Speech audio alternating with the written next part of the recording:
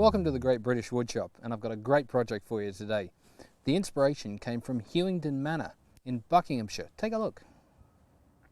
You know, it's easy to see why Benjamin Disraeli fell in love with this setting. With its deep valleys and steep hills, it's a very special place. Well, unlike Disraeli, when I'm reading a book, I like to find a comfortable sofa to sit in. But he did a lot of his reading and writing standing here at this desk. Another one of his passions was books, and here in the library there are over 2,000 volumes, most of which came from his father's collection, which numbered 25,000. There's lots of fine furniture here in the bedroom, but the piece people are most fascinated with when they come here is this flushing commode.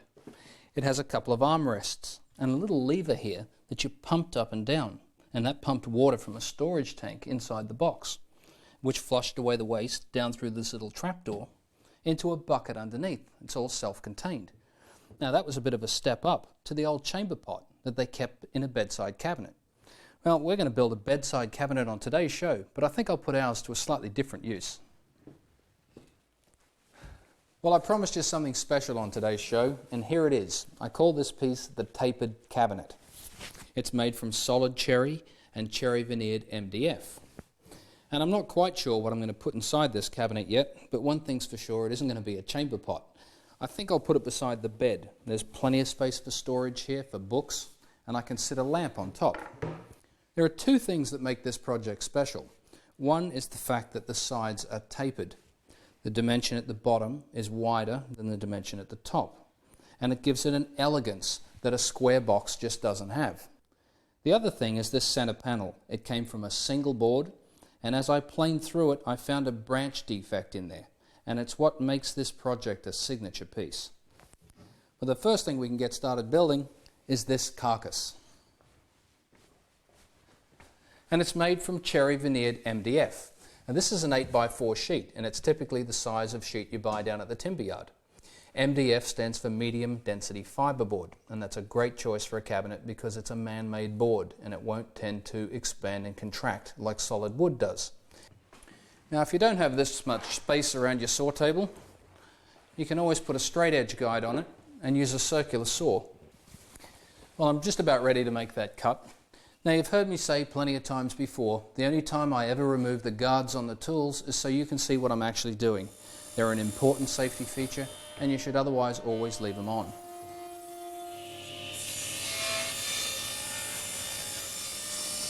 I'm only going to get the two side panels out of this piece because I want to match this beautiful grain on each panel. And I know there's going to be a lot of wastage on either side, but I think matching those is more important. Well, the side panels now get cut to length, and these cuts at the top and bottom are 89 degrees, which means I need to tilt the blade over 1 degree. Now, 1 degree is not much, but these cuts are probably some of the most important cuts in the whole project, and it's what makes the cabinet tapered. So just to exaggerate this, let me show you what these side panels actually look like. These are the two cuts we're about to make, one here and one here. The shelves, the top, the intermediate shelf, and the bottom all get cut at 89 degrees as well, but these cuts taper up.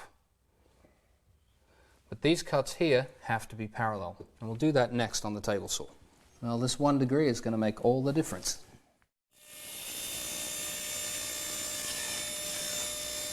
Now, to cut the other end, I just flip the board over, set the fence to 680,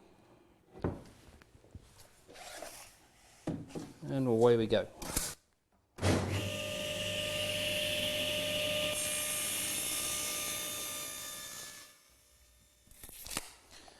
Well, I finished cutting the bottom, the middle shelf and the top.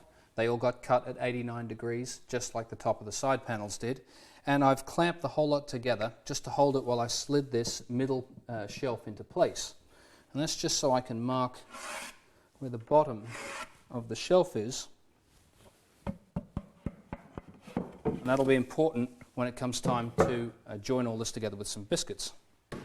But before I do that, I'm going to cut some rebates in the side pieces, and that'll receive the back panel. To cut the rebate for the back panel, I'm using a straight cutting bit installed in the router. I've set the height of it to 10 mm, and the cut will be 6 mm wide.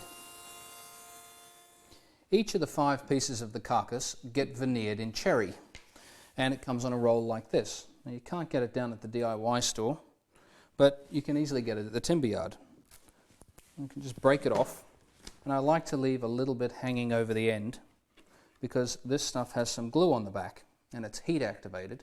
You put it on with an iron, and as I'm pushing this iron across here, it'll tend to creep forward. So start with a little bit of overhang. Now this veneer is about 1 mil thick, and as I'm pushing the iron along, I'm just watching for the veneer to change colour. But don't worry about burning the wood, that's not going to happen.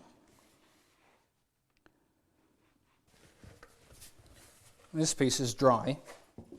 The first thing I want to do is just trim off the edge with a sharp knife. Now when I bought the veneer for this, I bought 22 mil wide veneer, and the board is 19 mil wide. So you'll notice I've got a little overhang here on either side. And I want that because I want to be able to trim it flush with the face of the board. Now I could use a knife like this and try and come along and pare it off, but a much better way to do it is to get yourself one of these little double-edged trimmers, and it trims both sides of the board at once. What a cool gadget. And then just to clean up the edge, just run a little bit of fine sandpaper over it.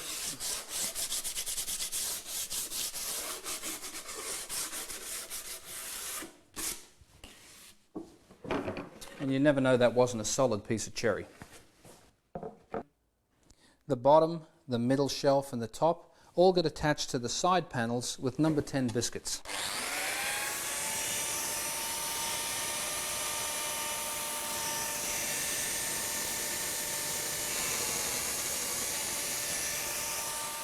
A little bit of glue in the slots and some on the biscuits, and we'll be ready to clamp this up in no time.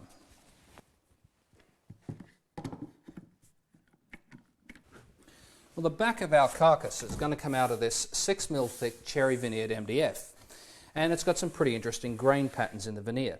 In the centre here we've got that lovely book matched effect again, which will mirror what we have on the sides of the cabinet. So I'm going to stick that right in the middle, and when you open the door you'll have something nice to look at. I'm going to line up the top of the cabinet with this edge. I'm going to make a couple of pencil marks here where I cut those rebates for the back panel, and I'll do the same down the other end. Then I'll join those 2 marks together with a straight edge and cut it out using my handheld circular saw. The back panel just gets attached to the carcass with some glue and some brads. When we come back, we'll get started on the base.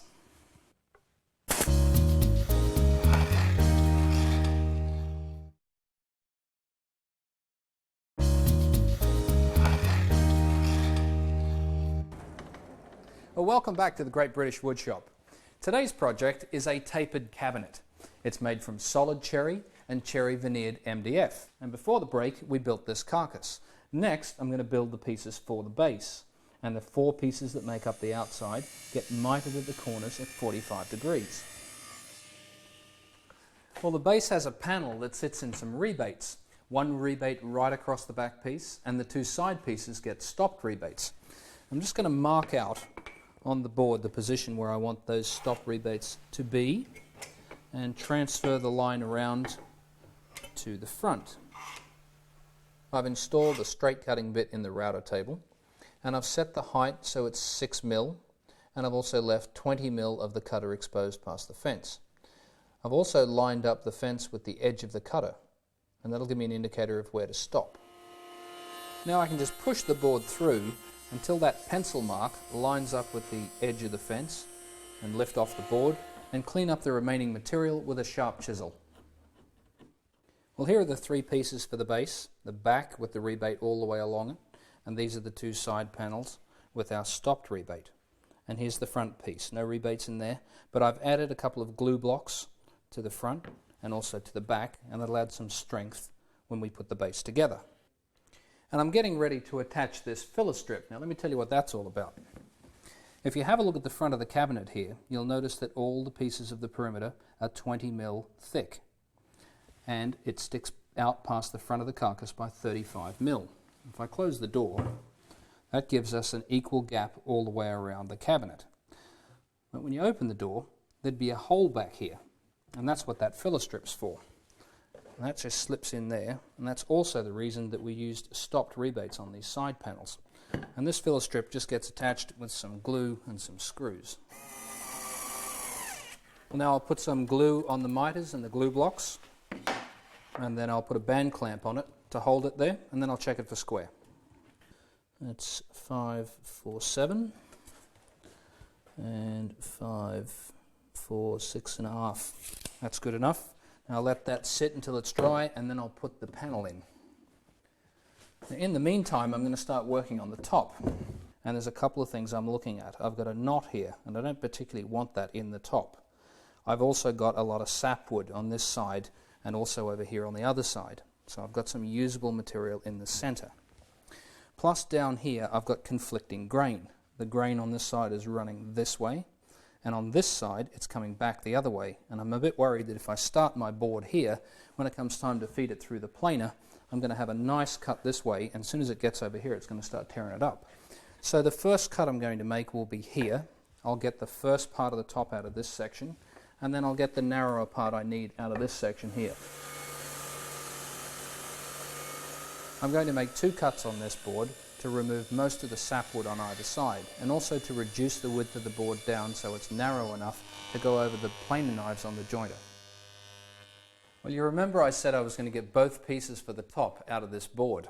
Well, there's been a slight change of plans. We ran it through the thickness planer, and have a guess what we came up with. Take a look at this. There's a duck head in the grain of this piece. Now, if I cut that down the middle, it'll just ruin that whole thing. So I'm going to sacrifice both ends of this piece so I can get a half of the top out of that section there. And then I'll just have to make another piece to go on here. But I think that'll make a really interesting feature in the cabinet. Well, here's my second piece for the top, and yet another change. I've actually made it into 2 pieces. When I laid this out, I thought it'd be nicer to centralize the duck head. So I have 3 pieces to join instead. But if you spend a little bit of time matching the grain, once it's jointed and glued, that joint virtually disappears.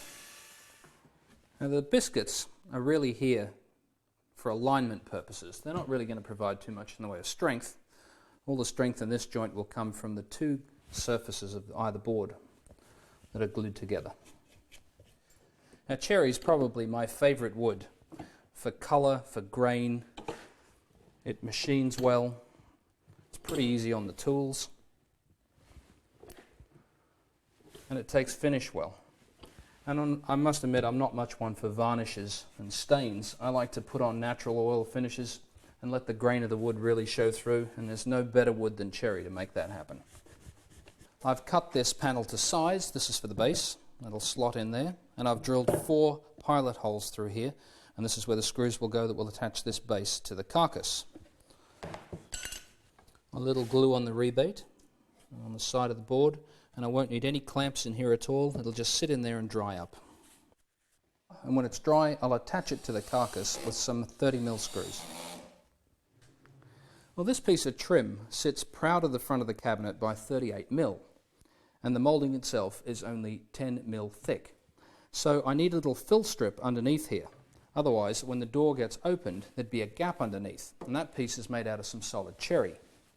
I've cut the filler block to length with some 1-degree angles on both ends, and I've drilled some pilot holes for some screws, and I'll attach that with some number 8 screws and some glue. Now this is the top rail, and this rail gets cut at a 1-degree angle on each end. I've set the miter gauge to 1 degree, and the length of this is 253, which gives me 10mm either end for the tenons. Now I can make the cut. All I need to do to cut the other angle is flip the board over and line up my pencil mark with the saw and make the second cut.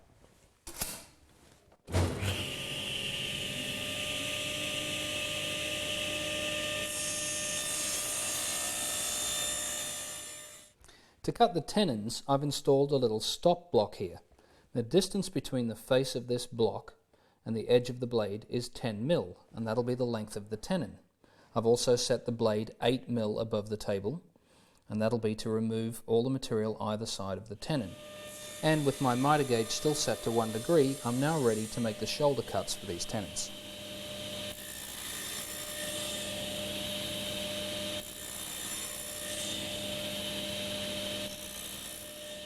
To make the next cut, I just flip the board over. Now to make the cuts for the other side of the tenon, I just need to turn the board over and then reposition the miter gauge so it's 1 degree on the other side of 0. And now I can finish off all the tenons. All the stiles have been cut to length and I ran a groove down the inside edge. Let's just see how this tenon goes together. That looks pretty good. Now I'm going to run a groove down both of the rails. Well, the beautiful door panel in the original project came out of this board, and this is over 16 inches wide. I did definitely get the best piece out of it though for the original project, and I'm looking for some defects like these because this will add character to the door. Now I've got one this side here, and I've got another one down here I quite like. But I'll definitely not be able to get everything out in one piece. So I'm going to rip it down the centre, cut them to approximate sizes, and then we'll have a look and see what we've got. I can get these two defects lined up, and these two boards are definitely showing some promise. The next thing I want to do is put a straight cut along this edge, so this can be jointed. But to do that, I need a straight cut up here that I can rest against the fence. So to do that, what I'm going to do is clamp a straight edge across this end. Now I still can't get my straight edge right up against the fence because of this little black piece sticking out here, but if I put another block that side, now I've got a straight edge right across the fence.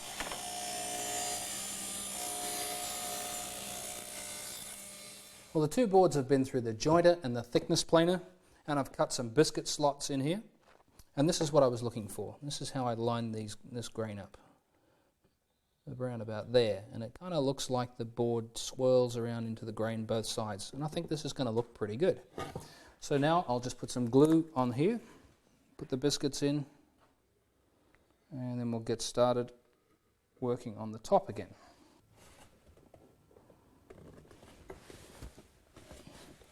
You notice the two boards don't line up. That wasn't the intention, it was to line the grain up.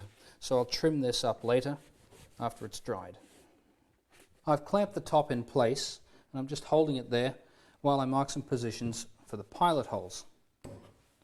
That's a good thing to remember, always drill pilot holes in hardwood, otherwise you could split the wood.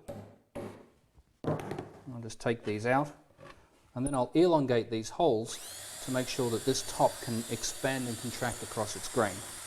Because I don't want to drill too far through the top, I've put some red tape on the drill bit to show me where to stop. Now I can attach the top to the carcass with some 35mm number 10 screws.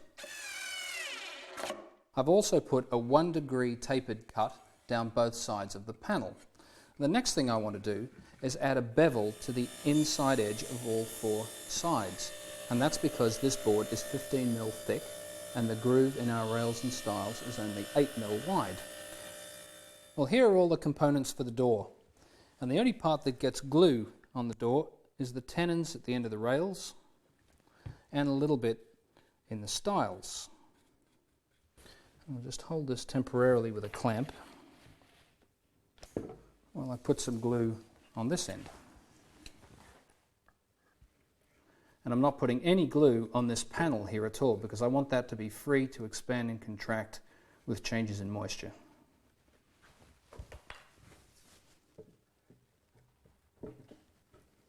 Slide that in.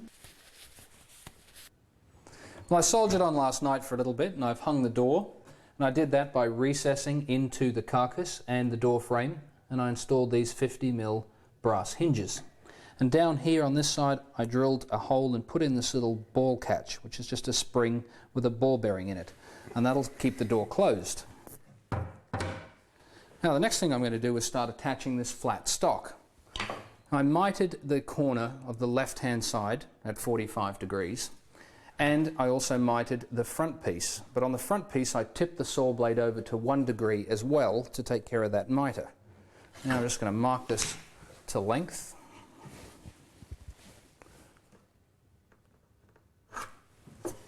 And we'll cut this over on the compound miter saw.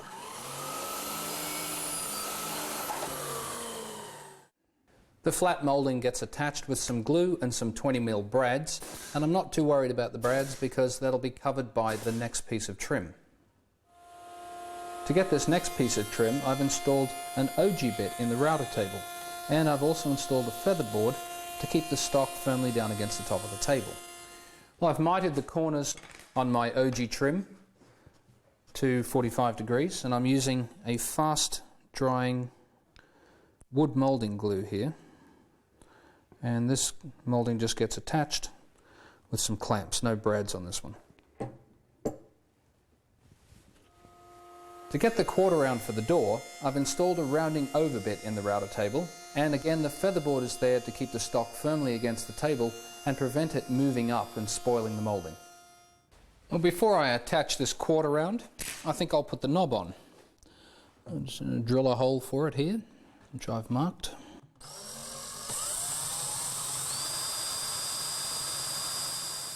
Well, the knob just gets attached with a screw from the back. Well, this moulding should be dry now. I'll lay the cabinet on its back, and I'll start attaching this quarter round with some of that fast setting wood moulding glue. Well, no brads and no clamps, I'll just let the glue do all the work.